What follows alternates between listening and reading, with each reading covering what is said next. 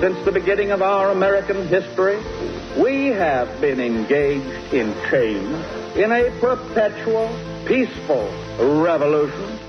We must at the same time rededicate ourselves to the unfinished task which lies before us. I've spoken of the shining city, constructed and inhabited by men aware of their great trusts and their great responsibilities. Freedom means the supremacy of human rights everywhere, without distinction as to race, sex, language, or religion. With a passionate desire to see our beloved country stand as the moral example of the world. Our support goes to those who struggle to gain those rights and keep them.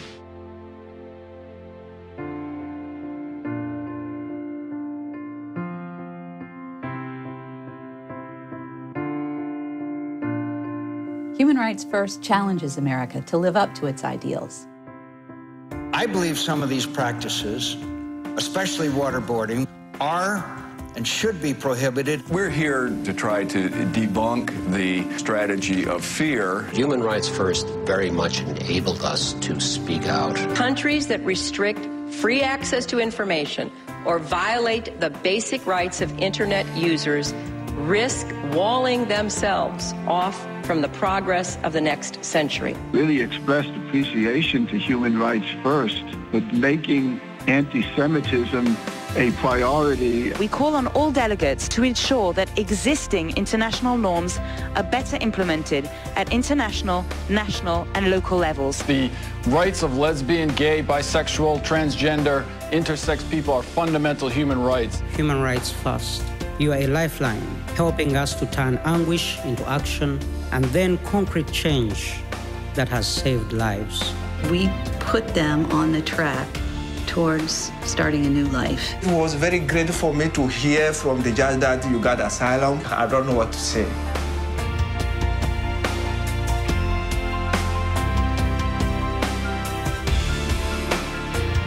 It's not about who they are. It's about who we are. I am imbued by this sense of what America stands for. If not us, who?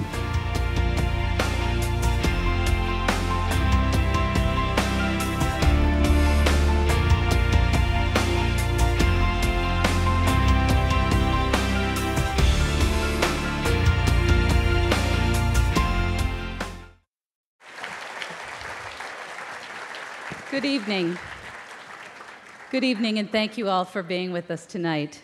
As you just saw, our focus at Human Rights First is to press the United States to live up to its ideals, to help our country be that shining city on a hill that our founding fathers envisioned. And yet, even at the beginning of the American experiment, we see the roots of what would become our work at Human Rights First. There were no founding mothers drafting the Bill of Rights, and many of the Constitution's framers owned slaves. There has always been this push and pull in our country, a tension between promoting rights around the world and practicing what we preach. America can be a profound force for good in the world, but only when we're true to our values and live by them. When we fail to lead by example, the consequences can be dire, even deadly. Those who abuse rights find a shield and an excuse when America falls short. We see this on interrogation and detention policies in the wake of 9/11, in restrictive immigration laws, and in official silence about some human rights crises around the world. And yet, in the 20 years that I have done this work, there has been no greater champion of human rights and of the people who fight for them than the United States.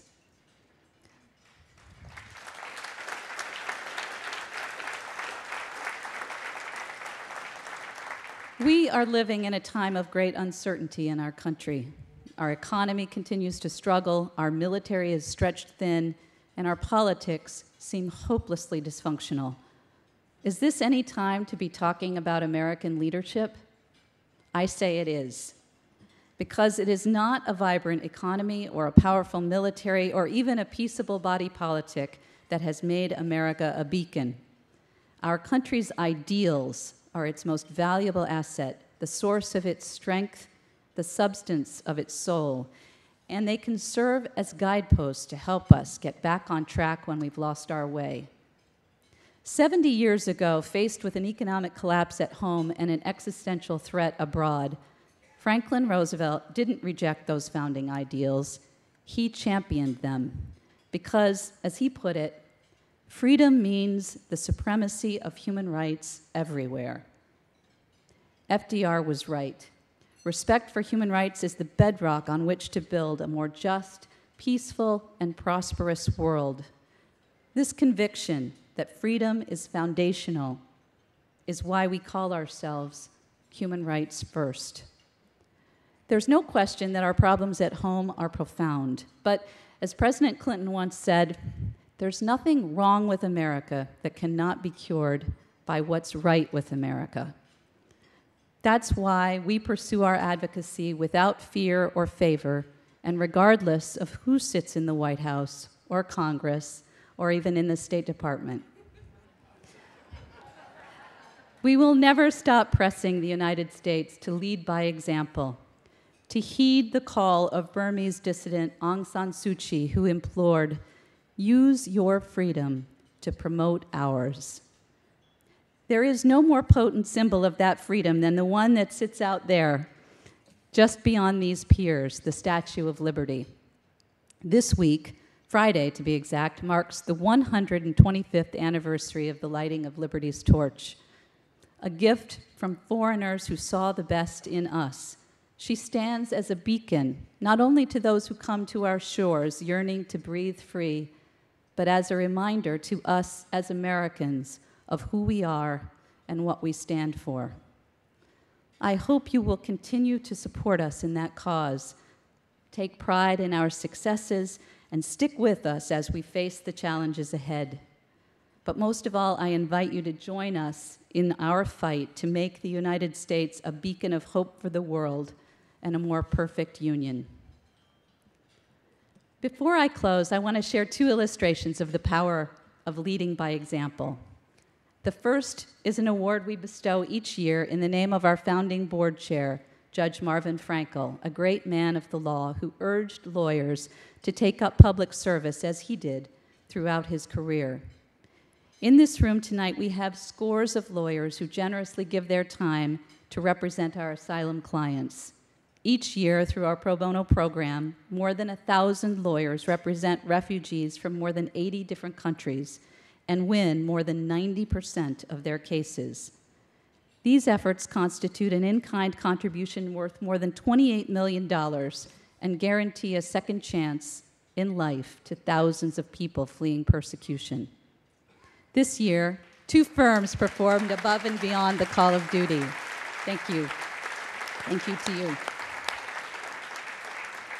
I'm very pleased to announce that lawyers in the New York and Washington offices of Shepard, Mullen, Richter, and Hampton, and at DLA Piper LLP in New York, are this year's winners of the Marvin Frankel Award for Outstanding Pro Bono Service.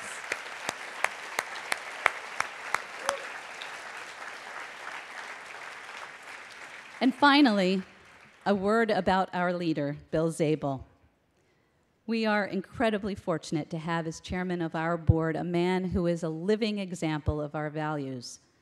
We recently received word that Bill is being honored for his leadership of Human Rights First by the David Berg Foundation, which has established the William D. Zabel Fund for Tolerance and the Rule of Law with a gift to us of $1 million.